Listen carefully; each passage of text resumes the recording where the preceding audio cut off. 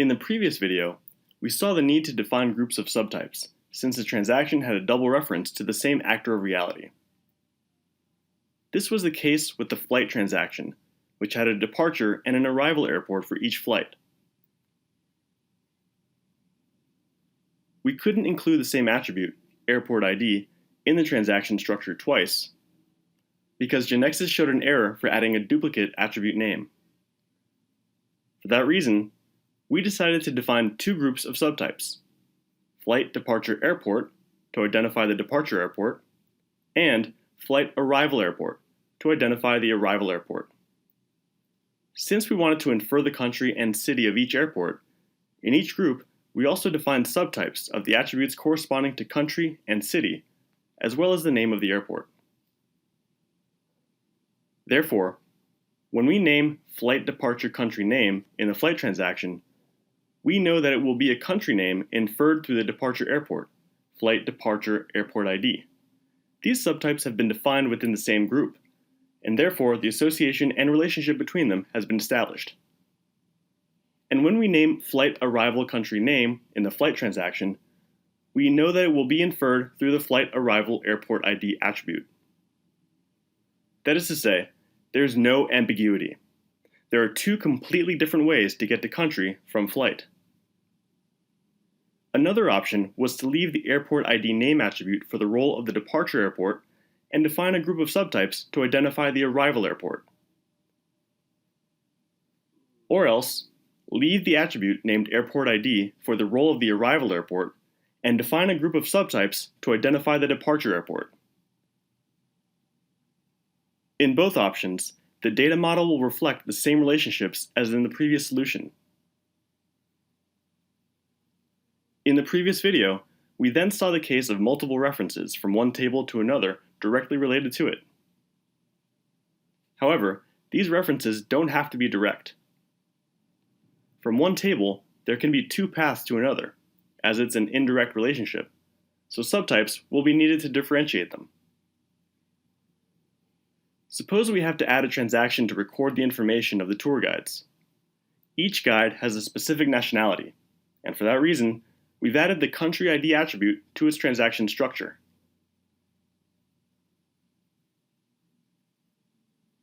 If we look at the table diagram, from the attraction transaction, we can infer the country name corresponding to that attraction, since it's in an extended table. Likewise, from tour guide, we can also infer its own country name, that is, the guide's country. If we now link the attraction and tour guide entities by adding to the first one the attribute identifying the guide, tour guide ID, to indicate that a tourist attraction has only one guide assigned to it, how are the tables now related? Tour guide ID will be a foreign key in attraction to the tour guide table, so the relationship will be marked with the sky blue arrow. That may lead us to think that from attraction, there are now two ways to infer country name, which means that there is an ambiguity. In other words, since Genexus has the country name attribute in attraction, where does it infer it from? From the attraction city or the attraction tour guide?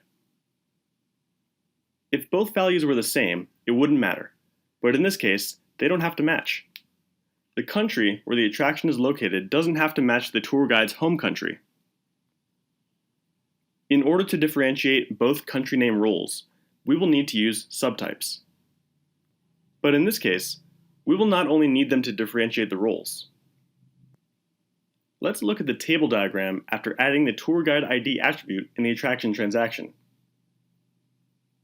The relationship between attraction and country city disappears, as country ID is no longer a foreign key in attraction. Note that it's no longer in the table. That is, it'll be an inferred attribute. But inferred from what? From tour guide ID. Remember that Genexus first normalizes the tables. That is, based on the attribute names, together with the identifiers, it determines which attribute is placed in each table and the relationships between them. As tour guide ID is shown in attraction, that is, the tour guide identifier, and at the same time, country ID is shown in tour guide, the country identifier, It understands that given a tour guide ID in attraction, the country name is inferred from it, going through the tour guide intermediate table. Therefore, with this transaction design, we can't indicate which is the country of the attraction because the country name will be that of the tour guide. We have no choice but to use subtypes in order to make attraction have its own country, independently from the country of the tour guide. We'll create a group of subtypes to represent the country and city of the attraction, since it's attraction where the problem occurs. Note that now Genexus correctly represents the relationships in the table diagram. In addition, the country name attribute is now inferred from tour guide ID without ambiguity. The attribute that represents the attraction country and from which it's inferred will be the one called attraction country name, a subtype of country name that belongs to the group attraction country city. Also note that this group has two primary attributes, attraction country ID and attraction city ID, which correspond to the primary key of the country city table, according to the supertypes indicated, country ID, city ID. This solution solves the problem.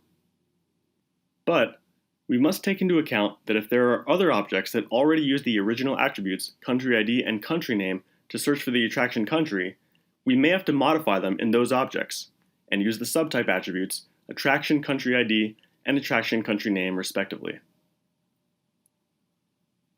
There are other possible solutions that will not be studied in this course. Now let's take a look at another case of use of subtypes, which we call specialization, in which there's a transaction that records general information, and then there are transactions with particular information, which are a specialization of that other one. Suppose that the travel agency needs to handle specific information about the customers to whom it sells tickets and tour packages. For example, their taxpayer number at the state tax office, if any. Specific information about the passengers, for example, their passport number and validity. And also specific information about the agency's employees, for whom it must record, for example, their salary. In other words, the travel agency will invoice customers, provide seat reservations for passengers, and issue pay slips to employees. So, instead of just a customer transaction, we could define a transaction called person that handles information that is common to all people. For example, a name, date of birth, address, phone number, and so on. And transactions that are person specializations, because customers, passengers, and employees are people. Each specialization will have its own specific data. Customer will have a taxpayer number. Passenger will have a passport number and expiration date. And employee will have a salary. We want the customer ID to exactly match that of a person to reflect that the customer is a person. That is to say, if the person with ID 8 is called Ann Roberts, and she was born on 5/5/1970, when entering her information as a customer, the user needs to be able to type the ID 8 in the customer transaction. Also, when leaving the field, the name Ann Roberts should be shown in order to enter the taxpayer number in the customer taxpayer ID attribute. Likewise, if the passenger transaction is executed, when the user types the value 8 in passenger ID, we want Ann Roberts to be inferred in passenger name, and the user to be able to assign the passport number and expiration date in the specific attributes, passenger passport number, and passenger passport expiration date, and for the employees as well.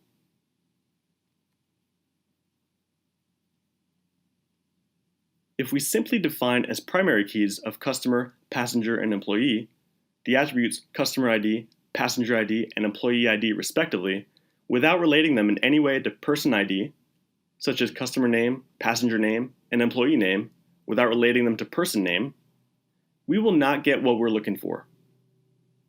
For Genexus, they will be completely independent transactions. So to relate them, we're going to define groups of subtypes to indicate that customers, passengers, and employees must be valid, in other words, previously registered, persons. We create a customer person group, where we define customer ID and customer name as subtypes of person ID and person name, respectively. Also, another one called passenger person, where we define passenger ID and passenger name as subtypes of person ID and person name, respectively.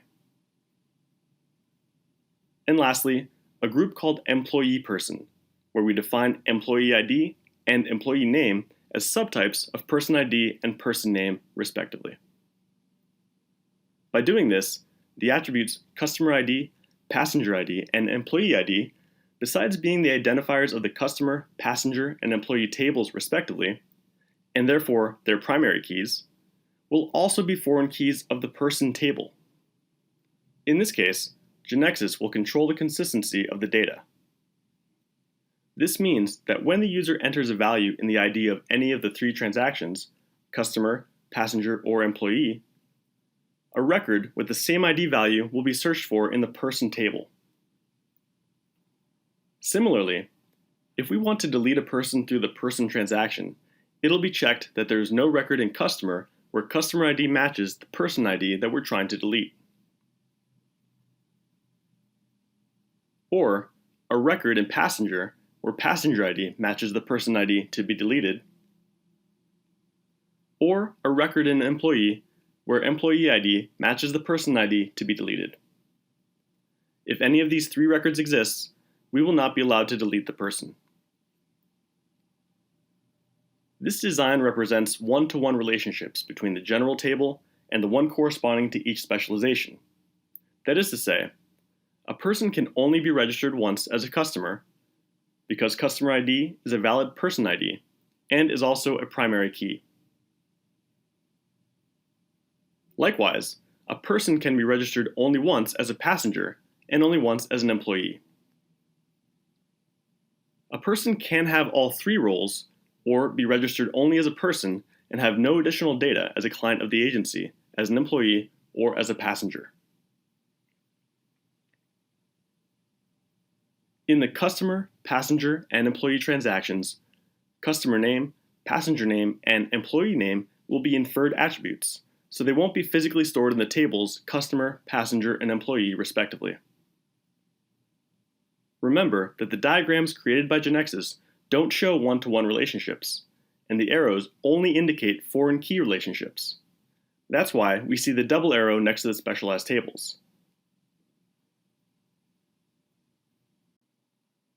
There are other cases of use of subtypes that will not be studied in this course. If you're interested, you can look for information related to this topic in the next level course.